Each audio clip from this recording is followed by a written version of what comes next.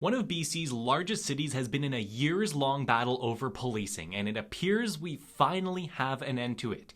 A lot has happened in the nearly 5 years it's taken to get to this point, so let's go through the entire Surrey policing saga. So it's 2018.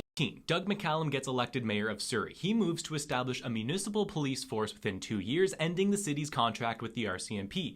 Council unanimously approves it and now have to wait for the province to sign off. Now, from 2018 until 2020, McCallum and council are working on the details of this new force. He creates a working group in which some of the members are beginning to question the cost of this whole transition.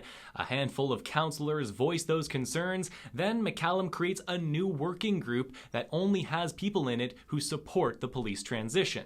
February 2020 now, BC Public Safety Minister Mike Farnworth gives the go-ahead. Surrey can now form its own police board. Summer 2020 now, the Surrey Police Board has its first meeting and the Surrey Police Service is officially born. We're going to fast forward to July 2021 now. Brenda Locke, a city councillor who was among those opposed to McCallum's actions, announces she's running for mayor, promising to keep the RCMP in Surrey if elected. Now here's a bit of a sidebar that's sort of tied into this saga.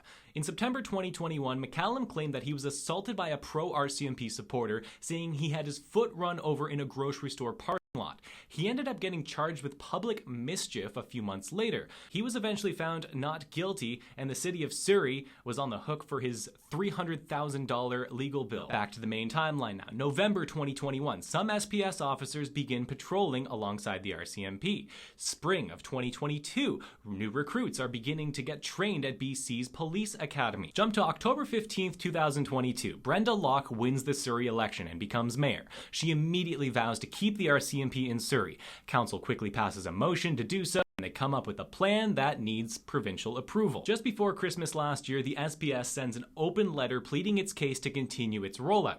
The RCMP sends a letter in response, saying the SPS crossed a line with its previous statement. January 2023 now, and Mike Farnworth, who's still BC Public Safety Minister, asks the City of Surrey, the Surrey RCMP, and the Surrey Police Service to all send reports outlining their finances and operations so the province can make a recommendation.